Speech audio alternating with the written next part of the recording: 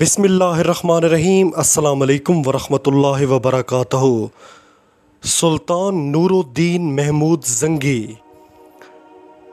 557 ہجری کی ایک رات جب وہ سوئے تو دیدار مصطفیٰ صلی اللہ علیہ وآلہ وسلم سے ان کی تشنہ آرزو سیراب ہو گئی۔ سرور کونین صلی اللہ علیہ وآلہ وسلم فرما رہے تھے کہ نور الدین، یہ دونوں آدمی مجھے ستا رہے ہیں، جلدی اٹھو اور ان کے شر کا خاتمہ کرو۔ سرکار دو عالم صلی اللہ علیہ وآلہ وسلم کی زیارت کے بعد سلطان نور الدین زنگی کو دو اور چہرے نظر آئے۔ ان دونوں کی بڑی بڑی داڑیاں تھیں اور رنگ بہت زیادہ گورا تھا۔ پھر دونوں چہرے بھی غائب ہو گئے۔ سلطان نور الدین زنگی کی آنکھ کھل گئی اور وہ گھبرا کر اٹھ بیٹھے۔ بہت ہی عجیب خواب تھا۔ ایک تو حضور اکرم صلی اللہ علیہ وآلہ وسلم نے سلطان عادل کو اپنی زیارت سے بھی شرف یاب کیا، اور دوسرا یہ بھی فرمایا تھا کہ دو آدمی آپ صلی اللہ علیہ وآلہ وسلم کو ستا رہے ہیں۔ سلطان نے اس دوران وضو کیا، نفل ادا کیے اور پھر ان کی آنکھ لگ گئی۔ دوبارہ وہی خواب دیکھا، پھر اٹھے اور وضو کیا، نفل پڑھے اور سو گئے۔ تیسری بار پھر وہی خواب دیکھا۔ اس کے بعد تو سلطان کی نیند ہی اڑ گئی۔ سلطان نے رات کو ہی اپنے مشیر جمال الدین موصلی کو بلا کر پورا واقعہ سنایا۔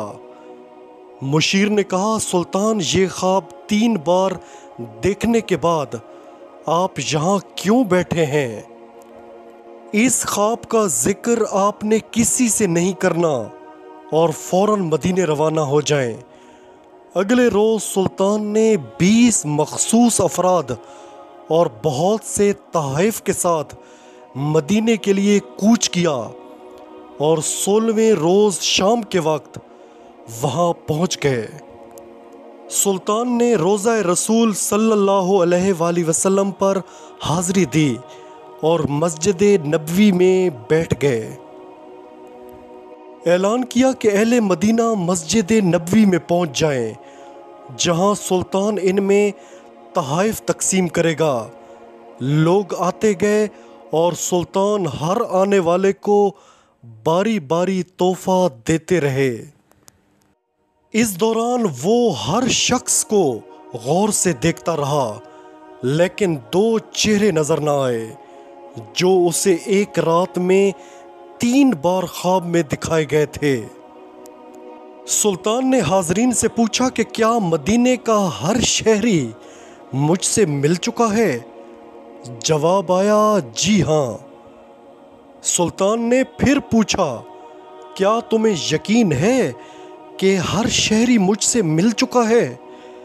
اس بار حاضرین نے کہا، سوائے 2 آدمیوں کے۔ راز تقریباً فاش ہو چکا تھا۔ سلطان نے پوچھا، وہ کون ہیں اور اپنا تحفہ لینے کیوں نہیں آئے؟ بتایا گیا کہ یہ مراکش کے صوم و صلات کے پابند 2 متقی باشندے ہیں۔ دن رات رسول کریم صلی اللہ علیہ وآلہ وسلم پر درود بھیجتے ہیں اور ہر ہفتے مسجد قباء جاتے ہیں۔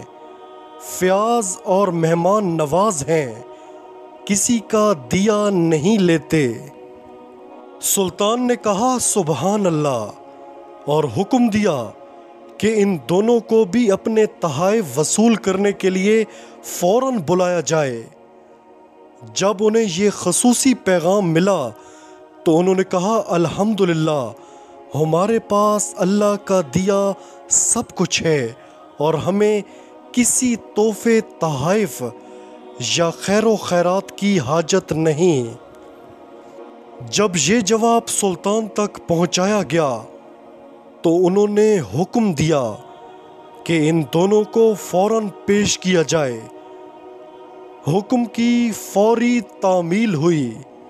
ایک جھلک ان کی شناخت کے لیے کافی تھی۔ تاہم سلطان نے اپنا غصہ قابو میں رکھا اور پوچھا، تم کون ہو؟ یہاں کیوں آئے ہو؟ انہوں نے کہا، ہم مراکش کے رہنے والے ہیں، حج کے لیے آئے تھے اور اب روضہ رسول کے سائے میں زندگی گزارنا چاہتے ہیں۔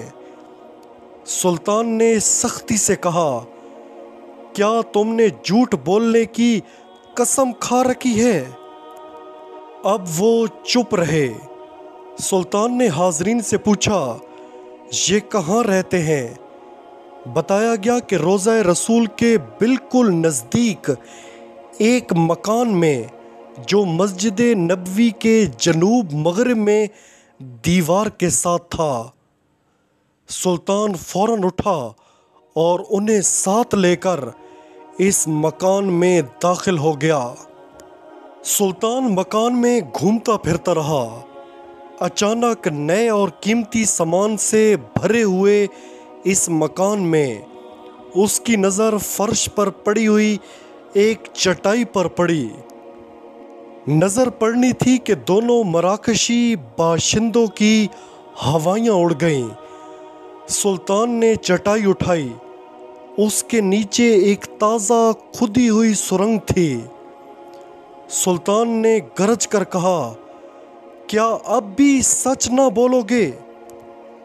اب ان کے پاس سچ کے سوا کوئی چارہ نہ تھا۔ انہوں نے اعتراف کر لیا کہ ان کے حکمران نے انہیں بہت سا مال و زر اور ساز و سامان دے کر حاجیوں کے روپ میں مراکش سے اس منصوبے پر حجاز بھیجا تھا کہ وہ کسی نہ کسی طرح رسول کریم صلی اللہ علیہ وآلہ وسلم کا جسد اقدس روضہ مبارک سے نکال کر لے آئیں۔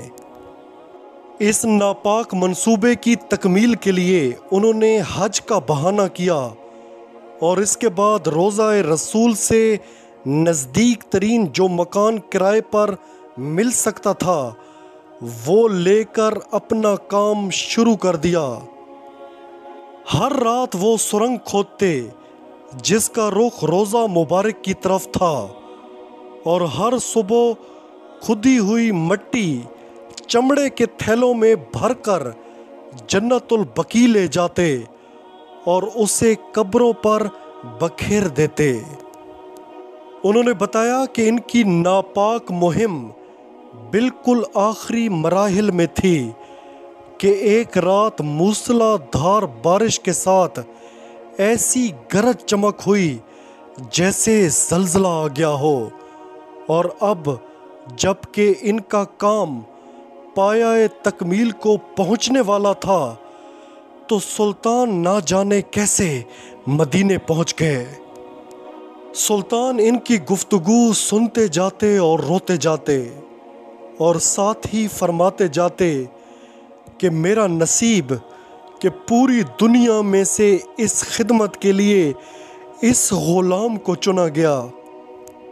سلطان نور الدین زنگی نے حکم دیا کہ ان دونوں کو قتل کر دیا جائے۔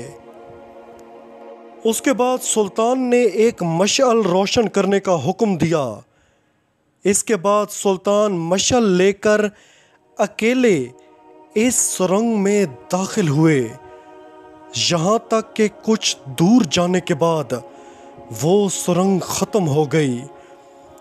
پھر جو منظر سلطان نور الدین زنگی کے پیش نظر تھا اسے دیکھ کر سلطان کے جسم پر لرزہ طاری ہو گیا اور بے اختیار آنکھوں سے آنسو بہنے لگے۔ سرکار دو عالم صلی اللہ علیہ وآلہ وسلم کے پائے اقدس نظر آ رہے تھے۔ سلطان عادل نے مضطرب ہو کر اپنے دونوں ہونٹ پائے اقدس پر رکھ دیے۔ وہ قدم جنہیں چومنے کے لیے صحابہ کرام بے چین رہتے تھے۔ اے اللہ، میں گناہگار اس قابل نہیں تھا۔